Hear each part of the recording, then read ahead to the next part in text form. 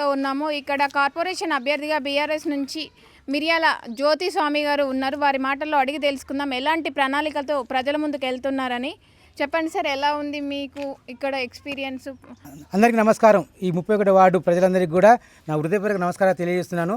నా పేరు మిర్యాల స్వామి. ఈసారి ఈ వార్డు 31 వార్డు మహిళకు రావడం నిజంగా కూడా హర్షించదగ్గ విషయం. ఆ విషయంలో మా మేడం మిర్యాల జ్యోతి గారిని పెట్టడం జరిగింది. బీఆర్ఎస్ తరఫున మాకు టికెట్ ఇచ్చి మమ్మల్ని ఆశీర్వదిస్తున్న మా మాజీ శాసనసభ్యులు కంచెండ్ర భూపాల్ రెడ్డి గారికి వాళ్ళకి ధన్యవాదాలు తెలియజేస్తున్నాను. ఈ సందర్భంగా నేను 2001 నుంచి కూడా నేను బీఆర్ఎస్ పార్టీలో ఆ రోజు కేసీఆర్ గారు ప్రారంభించిన కాడి నుంచి ఈనాటి వరకు కూడా నేను టీఆర్ఎస్లో ఉండడం జరిగింది. ఉద్యమంలో క్రియాశీలక పాత్ర పోషించడం జరిగింది. అయితే నాకు 2014లో అప్పుడున్న ఇన్ఛార్జి మన దుబాక నరసింహారెడ్డి గారు 2014లో టికెట్ ఇవ్వడం జరిగింది. కొద్ది మెజారిటీతో ఆ రోజు నాకు ఈ వార్డు ప్రజలు, ఈ 31 వార్డు ప్రజలు ఆ రోజు కూడా నన్ను ఆశీర్వదించడం జరిగింది. అయితే కొద్ది మెజారిటీతో నేను పోవడం జరిగింది. అప్పుడు కూడా నేను సెకండ్లో వచ్చిన. ఈరోజు మళ్ళీ కూడా కంచెండ్ర భూపాల్ రెడ్డి గారు నా మీద విశ్వాసం ఉంచి ఈరోజు మళ్ళీ కూడా నాకు టికెట్ ఇచ్చి మా భార్యని మిర్యాల జ్యోతి గారిని రంగంలో దింపారు. ఈ ప్రజలు కూడా అందరూ కూడా మిమ్మల్ని ఈసారి ఖచ్చితంగా కూడా గెలిపించుకొని తీరుతాము. మీరు గతంలో చేసిరు, తక్కువ మెజారిటీతో మీరు ఓడిపోవడం జరిగింది గతంలో, ఈసారి మేము ఖచ్చితంగా గెలిపించుకోవడం చెప్పి కూడా ప్రతి ఒక్క ప్రజలు గత 6 రోజుల నుంచి కూడా ఇంటికి తిరగడం జరిగింది. మైనార్టీ మిత్రులైన హిందూ మిత్రులైన అందరూ కూడా నన్ను ప్రతి ఒక్కరు కూడా ఆశీర్వదిస్తారు.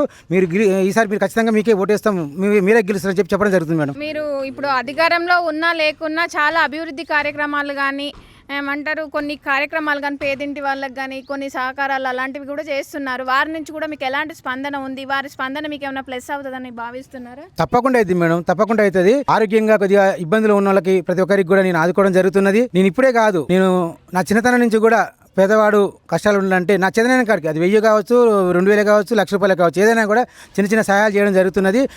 నేను లయన్స్ క్లబ్ ప్రెసిడెంట్గా 2012-13లో చేయడం జరిగింది. ఆ విధంగా కూడా ఎన్నో కార్యక్రమాలు, చాలా కార్యక్రమాలు పేదలకు కానీ, అందులకు కానీ, అనాథలకు కానీ, విద్యార్థులకు కానీ అందరికి కూడా నేను ఆదుకోవడం జరిగింది. వీళ్ళందరి ఆశీర్వాదం, వాళ్ళకి చేసిన సేవలే నన్ను గెలిపిస్తున్నాయని చెప్పి నేను భావిస్తున్నాను. మేడం, ఇక్కడ మరి ఇప్పుడు మనకు కాంగ్రెస్ పాలన ఉంది, దాంట్లో బీఆర్ఎస్ వస్తే మీరు ఎలాంటి మేనిఫెస్టో తయారు చేసుకొని ప్రజల్లోకి వెళ్తున్నారు? ఇక్కడ గతంలో చేసిన మన కౌన్సిలర్ గారు నాకైతే, నేను కాదు ప్రజలే అంటారు, ఏం చేసిండు ప్రజలే అంటారు. ప్రజలతోటి నేను వింటున్నమాట. సార్ నాకు ఓటేయాలని చెప్పి నేను వాళ్ళ దగ్గర పోయినప్పుడు వాళ్ళే అంటారు, ఆయన 3 సార్లు కౌన్సిలర్ చేసిండు, ఏం చేసిండు, ఎట్లా ఉన్న రోడ్లు అట్లనే ఉన్నాయి, ఎట్లా ఉన్న బజార్లు అట్లనే ఉన్నాయి, చెత్తగా ఉన్నాయని చెప్పి ప్రజలే చెప్తారు. ఆయన 3 సార్లు చేసిండు, ఇంకేం చేస్తాడు, ఇక ఆయన సరిపోయింది, ఈసారి మీకే అవకాశం ఇస్తామని చెప్పి వాళ్ళు ప్రజలే నాకు చెప్తారు. మేడం, ఇక్కడ ప్రధానంగా ఏ సమస్యలు కనిపిస్తున్నాయి మీకు? వార్డులో ఇంటింటి ప్రచారం చేస్తున్నారు, అక్కడ ఏ సమస్యలు కనిపిస్తున్నాయి, ఏవి మీ దృష్టికి వచ్చాయి? అసలు ఏ రోడ్డుకి పోయినా, ఏ వీధికి పోయినా కూడా రోడ్లు మంచిగా లేవు మేడం. ప్రతి రోడ్డు పగిలి ఉన్నది, చెత్త. మీరు ఒకసారి అక్కడ కెమెరా నటు తిప్పండి చూడండి, మొత్తం రోడ్లన్నీ చెత్తమయమే. ఎక్కడ కూడా రోడ్డు మొత్తం చెత్తమయమే ఉన్నాయి. ఏ బజార్లో కూడా లైట్ సరిగా ఉండదు. ఎక్కడ కూడా డ్రైనేజ్ మొత్తం కూడా పొంగి పొర్లుతున్నది. ఇంట్లో ఉన్న వాష్రూమ్లో ఒకరోజు స్నానం చేస్తే డ్రైనేజ్ మొత్తం మూసుకపోయి పొంగుతున్నాయి అలా. అవన్నీ కూడా ముందు మనం వచ్చిన తర్వాత అవన్నీ కూడా నేను చేయించడానికి రెడీగా ఉంటారు. రోడ్లు కానీ, నేను కూడా మహిళలకు ఉపాధి కానీ, నేను మంచి ఆలోచన కూడా ఉంది. కొద్దిగా ప్లేస్ తీసుకొని ఈ వార్డుకు ఒక గ్రంథాలయాన్ని కూడా ఏర్పాటు చేయాలని నిర్ణయించుకున్నాను. విద్యావంతుల కోసం, రిటైర్డ్ ఎంప్లాయీస్ కోసం కూడా ఒక గ్రంథాలయం చేయాలని ఆశ ఉంది నాకు. అది చేయడం కోసం కూడా ప్లాన్ చేస్తున్నా. ఇక్కడ ఉన్న యువతకు ఎలాంటి సహాయ సహకారాలు అందిస్తారు మీరు వార్డులో కార్పొరేటర్గా గెలిచిన తర్వాత? నేను తప్పకుండా మేడం, నేను అన్ని కంపెనీలతోటి అప్రోచ్ అయ్యి యువతకు ఉపాధి కల్పించే ఆలోచన చేస్తున్నా. వాళ్ళకు ఉద్యోగాలు వచ్చేటట్టుగా, ఉద్యోగాలు రాని పక్షం వల్ల వాళ్ళు ఆర్థికంగా స్థిరపడడం కోసం వ్యాపారంగా కూడా ఏమైనా లోన్లు ఇప్పించే ప్రయత్నం చేస్తాం. మేడం, పేదింటి వారి కోసం, ఆడపిల్లల కోసం ఎలాంటి ప్రణాళికలు ఏమైనా తీసుకున్నారా? మాకు ఆలోచనలు చాలా ఉన్నాయి మేడం, చాలా ఉన్నాయి. మనం కొన్ని చెప్పే ఉంటే కొన్ని చెప్పకూడదు ఉన్నాయి.